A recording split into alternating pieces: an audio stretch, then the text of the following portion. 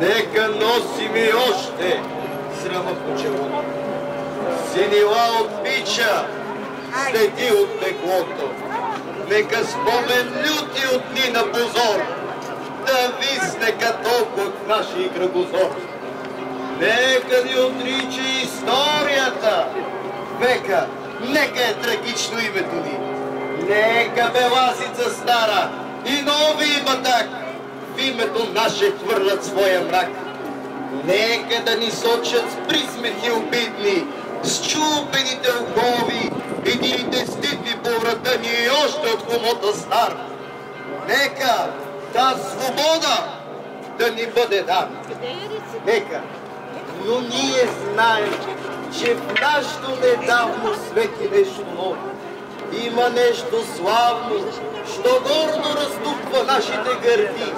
И в нас чувства силни, големи буди.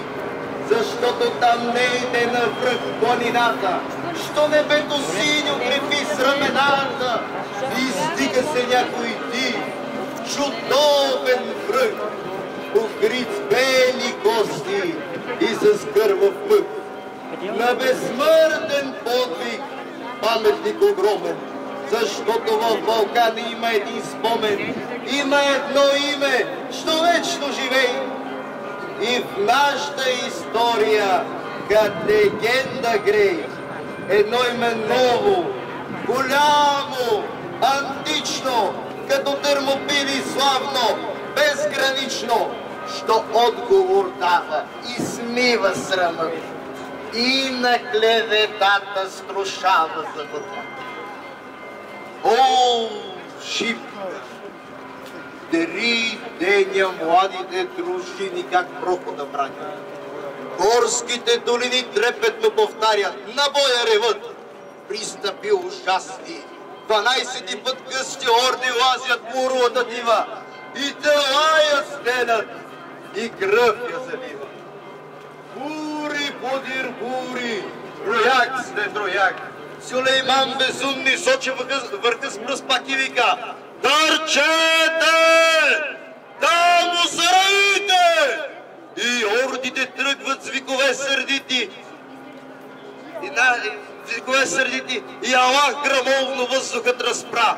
Върхът отговаря с други вик: Ура! И с нов дъжд куршуми, камъни и дърве, дружините наши оплискани с кърви. Пушката отблъскват без сигнал, без ред. Всякой само гледа да бъде напред и гърди геройски на смърт да изложи и един враг мъртъв повече да положи. Пушкалата екна, турците реват, насипи налитат и падат и мрът. Идат като тигри, бягат като овци и пак се завръщат. Българи орловци като лъвове тичат по страшния редут, не сещат ни жега, ни жажда, ни труд. Штурмът е отчаян, отпорът е лют. 3 дни вече се бият, а помощ не иде. От никъде взорът надежда ни види и братските орли не хвърчат към тях. Нищо, те ще паднат, но честно, без страх, качепа спартанци под скънта на Ксеркса. Талазите идат, всичките на Штрекса, последният напън вече е настал. И тогава Столетов, наши генерал, ревна гороломно: Млади упълченци, венчайте България с лаврови венци! На вашата сила царя повери прохода, войната и себе дори. При тези думи силни дружините горди очакват геройски душманските орди, бесни и шумящи. Ау, геройски час! Вълните намират канарито газ. Патроните липсват, но волите траят. Щикът се пречупва, гърдите остаят. И сладката радост тук крак да измрат пред цяла вселена на то славен ръд. С една смърт юнашка и с една победа. България цяла сега нази гледа.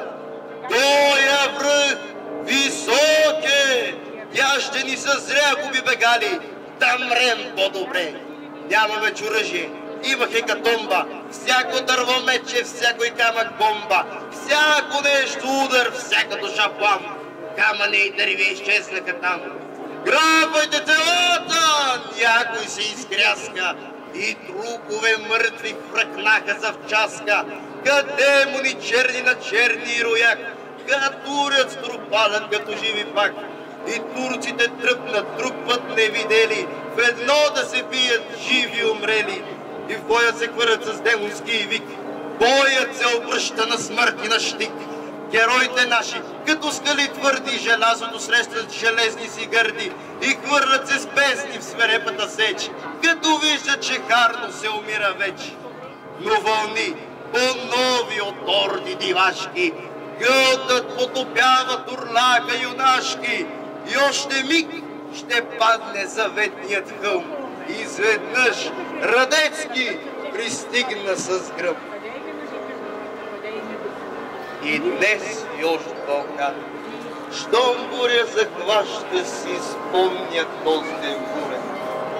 Шуми и препраща славата му дивна, като някой ек, от урва на урва и от век на век. Браво!